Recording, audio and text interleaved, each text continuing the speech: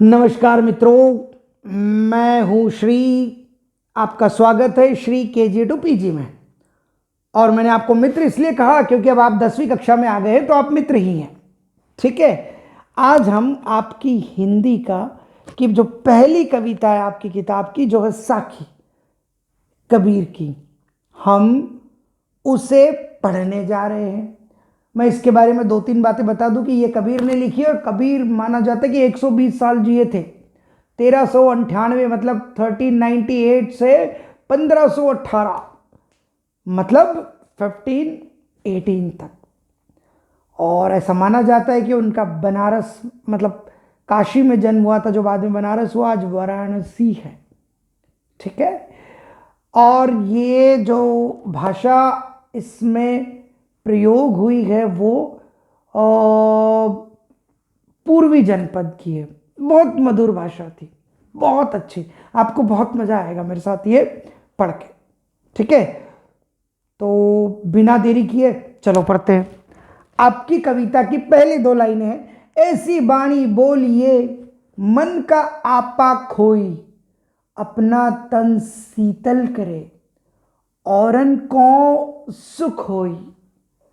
वो कहते कि ऐसी बाणी, बाणी मतलब बोली, मतलब भाषा, ऐसी भाषा बोलिए कि आपके मन का जो अहंकार है, जो अहंकार होता है मन का, वो खो जाए, वो समाप्त हो जाए, वो लुप्त हो जाए, और अपना तन शीतल करे। शीतल मतलब शीतल से है यहाँ, मतलब उनका शीतल, और शीतल का मतलब होता है, शीतल के मायने होते हैं ठंडा, कि आपका शरीर, आपका मस्तिष्क भी ठंडा रहे, सुखद रहे, और औरन को सुख होई। जब लोग आपसे बात करें, आपकी बात सुने, तो लोगों को, दूसरों को भी सुख हो, अच्छा लगे, अच्छा महसूस हो, ऐसी बात कीजिए।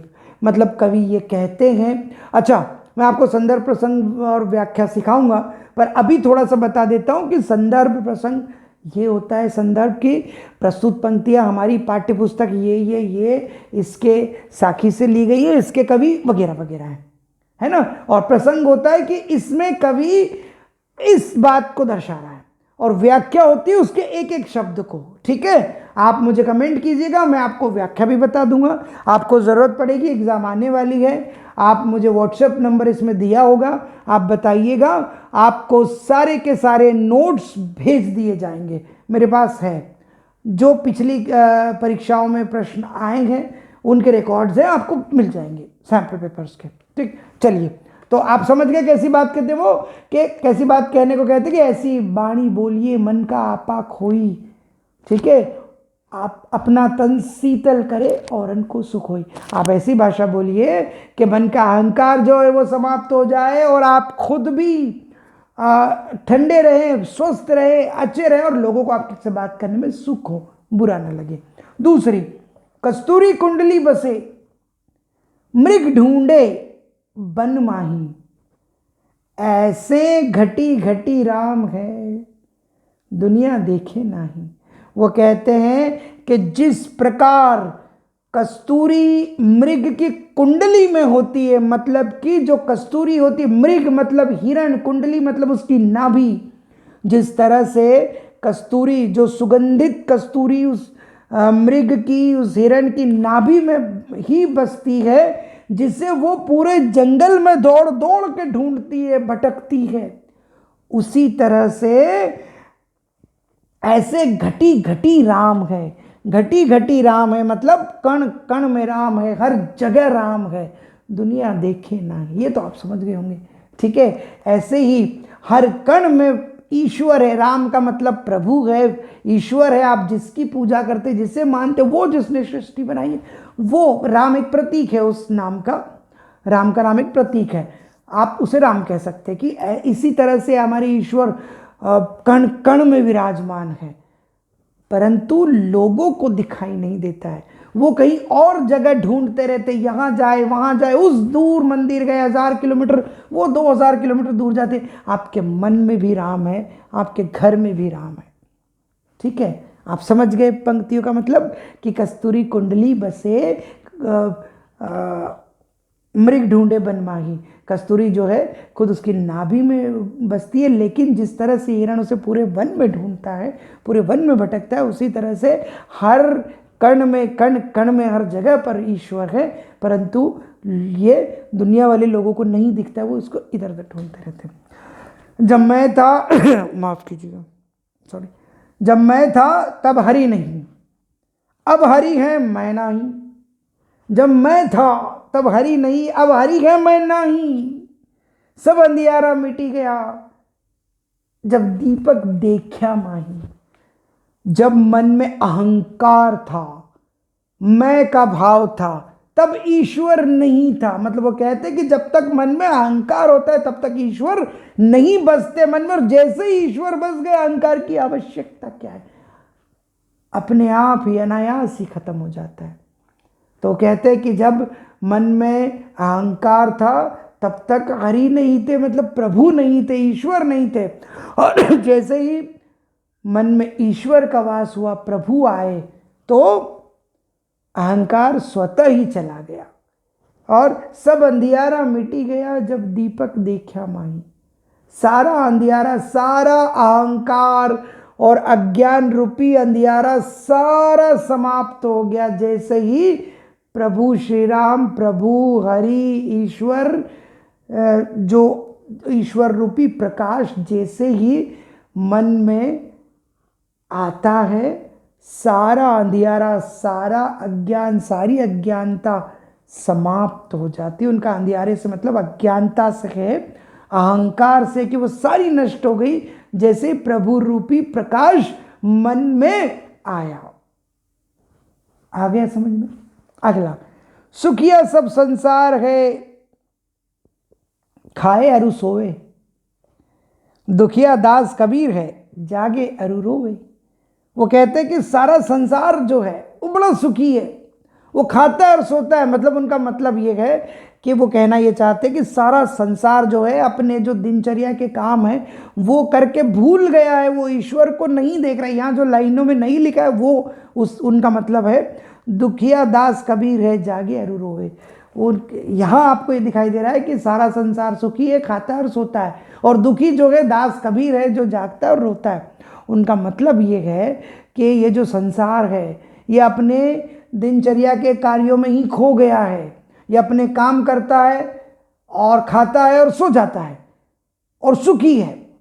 और दुखी कौन है? कबीर। पर वो दुखी क्यों है? वो दुखी इसलिए है कि कबीर ये सोचते हैं कि ये संसार जो ईश्वर को भूल चुका है, ईश्वर के मामले में इन्हें आभास ही नहीं है, और ये अपने जीवन को जो है नष्ट कर रहे हैं, बर्बाद कर रहे हैं, इन्हें पता ही नहीं कि ये क्या कर रहे हैं। और इस सोच में जो है कबीर दुखी है। समझ में आया? वो संसार के भले के लिए दुखी है कि संसार ऐसा क्यों हो गया है कि संसार को ईश्वर की कोई पड़ी नहीं है, ईश्वर के पीछे नहीं आते, ईश्वर को क्यों नहीं ढूंढता है संसार, ये सोच कर कबीर दुखी है। यहाँ ये अर्थ है। अगला, बिरह। अब आपको ध्यान से देखना होगा। आप ये इतनी सुंदर लाइनें हैं कि आपके पेरेंट्स ने, आपके चाचू लोगों ने, हमने इस तरह की लाइनें बॉलीवुड में 90s में खूब देखते ही बड़े हुए, सुनते ही बड़े हुए। आपको थोड़ा सा समझने में तकलीफ हो सकती है पर आपको समझ में आ जाएगा। बिरह भुवंगम तन बसे, मंत्र न लागे कोई। राम वियोगी ना जीवे, जीवे तो बोरा होई। वो कहते हैं बिरह, बिरह मतलब विरह, और विरह मतलब जुदाई का गम। ये आप जानते हैं, किसी से बिछड़ने की जो पीड़ा होती है उसे विरह बोलते हैं, और उस समय बिरह बोला था उन्होंने। ये मैंने आपको बताया कि पूर्वी जनपद की भाषा 500 साल पहले की लिखी हुई है। ये तो होगी ही ऐसी, 500 साल से भी कुछ साल ज़्यादा ही हो गए होंगे, क्योंकि 1518 में तो वो चल बसे थे। तो 500 साल से ज़्यादा तो उनके गए हुए हो गए, कम से कम 500 से 2 साल ज़्यादा। ठीक है। बिरह मतलब विरह, बिछड़ने की पीड़ा, जुदाई का गम, गम। भुवंगम मतलब होता है सांप, सर्प। तन बसे, मंत्र न लागे कोई। जिस तरह से सांप या सांप का जहर तन में घुस जाता है, बस जाता है, और कोई मंत्र नहीं लगता। उस समय मंत्रोच्चार करके ही इलाज होता था। तो मंत्र का भी असर नहीं होता। जिस तरह से जुदाई का जो गम होता है, जो बिछड़ने की पीड़ा होती है, वियोग की जो पीड़ा होती है, वो सांप की तरह, सांप के जहर की तरह तन में बस जाता है, जिस पर कोई मंत्र नहीं लगता।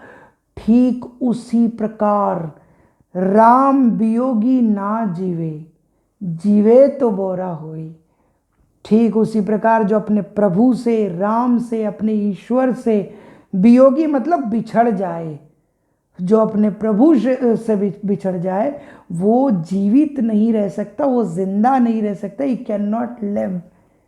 और अगर वो जीवित रह जाए तो पागल हो जाएगा। बोरा होई मतलब, बोरा होना मतलब पागल हो जाना। अब समझिए, बिरह भुवंगम तन बसे, मंत्र न लागे कोई, राम वियोगी ना जिए, जिए तो बोरा हुई। ठीक है। विरह का मतलब, विरह का, जुदाई का, बिछड़ने की जो पीड़ा होती है, वियोग की जो पीड़ा होती है, जिस तरह से वियोग की पीड़ा सांप के जहर की तरह तन में बस जाती है और उस पर कोई मंत्र नहीं काम आता है, उसी तरह जो राम के वियोग में हो जाए, जो राम से बिछुड़ जाए, वो जीवित नहीं रह सकते, और अगर जीवित रह जाए तो वो पागल हो जाएंगे, ऐसा दास कबीर का मानना है। मैं जानता हूँ आप नहीं मानते हैं, पर ये उस समय की भावनाएं हैं। अगला, निंदक नेड़ा राखिए, आंगनी कुटी बंधाई, बिन साबण पानी बिना, निर्मल करे सुभाई। वो कहते कि निंदक नियरे राखिए, आपके जो निंदक है, आपके जो निंदा करने वाले, मतलब आपकी जो बुराई करने वाले हैं, उनको आप नेड़ा राखिए, अपने समीप रखिए, अपने पास रखिए, अपने करीब रखिए। और कितने करीब रखिए? आंगनी कुटी बंधाई, आप अपने आंगन में, आंगनी मतलब आंगन, आंगन में उनकी कुटी बंधा दीजिए। कुटी मतलब झोपड़ी होता है। उनका आशय ये है कि आप अपने आंगन में ही बुराई करने वालों का घर बना दीजिए। इतना आप उनको समीप रखिए, पास रखिए। क्यों? बिन साबण पानी बिना, निर्मल करे सुभाई। क्यों? क्योंकि वो वे लोग होते हैं जो आपको बिना साबुन और पानी के ही आपका जो स्वभाव है, आपका जो व्यवहार है, नेचर जिसको आप बोलते हैं, वो साफ कर देंगे। क्योंकि आपको मालूम रहेगा कि ये मेरी बुराई करते तो वो करेंगे भी, और आप बच के रहेंगे, आपको आदत हो जाएगी, बुरा नहीं बोलेंगे, आप ऐसा कुछ नहीं करेंगे जिससे आपकी निंदा हो। तो कितना अच्छा दास कबीर ने, कबीरदास ने आपको सुझाव दिया है कि निंदक नेड़ा राखिए, आंगनी कुटी बंधाई, बिन साबुन पानी बिना, निर्मल करे सुभाई।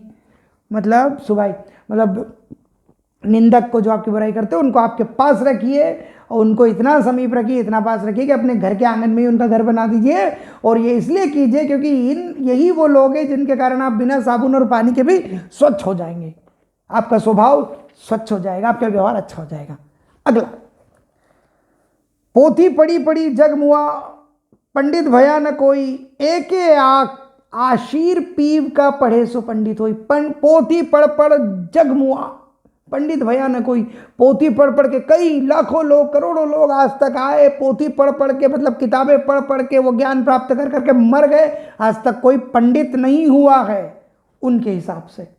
कबीर कहते हैं कि पोथी पढ़ पढ़ के मतलब किताबें पढ़ पढ़ के, ग्रंथ पढ़ पढ़ के, ग्रंथ हुआ करते थे तब तो ज़्यादा पढ़ने के लिए, ग्रंथ पढ़ पढ़ के, है ना, जग में कई लोग मर गए हैं, चले गए, आए और चले गए, आज तक कोई पंडित नहीं हुआ है। और वो कहते हैं कि एके आशीर पीव का, एक ही, एके मतलब एक ही, मुआ मतलब मर गए, यहाँ बोलना चाहते, पोथी मतलब किताब, एके आशीर पीव का, एक ही, आशीर मतलब अक्षर, पीव का मतलब होता है प्रिय। यहाँ उनका आशय अपने ईश्वर से, अपने प्रभु से, एक ही प्रभु से प्रेम का अक्षर पढ़िए, मतलब एक ही आप प्रेम का अक्षर पढ़िए अपने प्रिय का। जो एक ही अक्षर अपने ईश्वर से प्रेम का पढ़ ले, वो पंडित हो जाएगा, उनका ये कहना है। ये लाइनें भी बॉलीवुड में खूब 90s में हुई थी कि 2.5 अक्षर प्रेम के, 2.5 अक्षर प्रेम के, ऐसा कुछ हुआ करता था। तो सही ये है कि लाखों लोग पढ़ पढ़ के आप चले भी गए, मर भी गए, आज तक कोई पंडित नहीं हुआ। और जिसने एक अक्षर भी अपने ईश्वर से, अपने प्रिय से प्रेम का पढ़ लिया, वो पंडित हो जाएगा या वो पंडित हो जाए। ठीक है, आखिरी लाइन है, ध्यान से सुनना, थोड़ी सी अलग है। हम घर जालिया आपना, लिया मुराड़ा हाथी, अब अगर जालों ताश का, जय चले हमारे साथी। जो लिखा है वो समझेंगे तो बिल्कुल उल्टा लगेगा। उन्होंने कहा है हम घर जालिया अपना, हम घर जालिया, जालिया मतलब जला दिया, अपना खुद का, हमने अपना घर जला लिया है। लिया मुराड़ा हाथी, मुराड़ा एक इतनी बड़ी सी लकड़ी जिसमें आग जलती, मतलब मशाल जिसे आप बोलते हैं, उसे मुराड़ा बोलते हैं। तो एक मशाल लेके उन्होंने अपना घर जला लिया है। अब अगर जालो ताश का, अब हम उनका घर जलाएंगे, जय चले हमारे साथी, जो हमारे साथ चलेंगे। सुन के आपको जो लगा उससे बिल्कुल उल्टा है। उन्होंने कहा है हम घर जालिया अपना, लिया मुराड़ा हाथी, हमने अपना घर जला लिया है मशाल हाथ में लेके, मतलब हमने अपने जीवन में प्रभु प्रेम रूपी प्रकाश को अंदर लेके अपने जीवन को धन्य कर लिया है। समझ में आया आपको?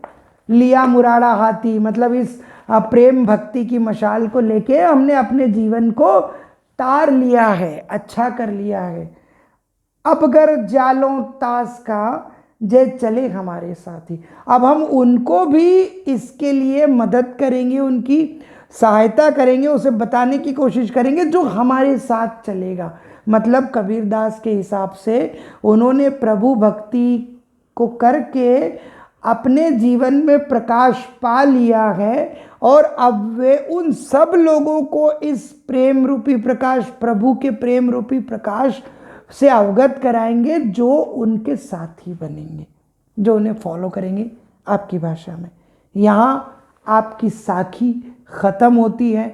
आप अपनी टेक्स्ट बुक में एक बार देखिएगा, इसे रिपीट करके देख लीजिएगा। सारी लाइनें मैंने आपको एक्सप्लेन कर दी है, आप आनंद लेंगे इन लाइनों का। और ये मैंने पहली बार बनाई है हिंदी की, और मुझे कुछ रिक्वेस्ट आई थी तो मुझे ऐसा लगा था कि हिंदी भी बनाना होगा क्या, पर फिर ऐसा लगा कि यस, आज का परिवेश जो है जिस तरह से, उसमें हिंदी भाषा कठिन होती जा रही है। आप मुझे कमेंट में बता दीजिए कीजिएगा कि आपको कौन सी करनी है, या फिर मैं 1 बाय 1 करूँगा। पर अभी 3 बज रहे हैं, और ये मैं इसलिए बता रहा हूँ, रात के 3 बज रहे हैं, ये मैं इसलिए बता रहा हूँ कि मैं आपका सारा सिलेबस बनाने के लिए बिल्कुल तैयार हूँ। मुझे मोटिवेशन मिलेगा यदि आप इसे सब्सक्राइब करेंगे और शेयर करेंगे। तो धन्यवाद। जय हिंद।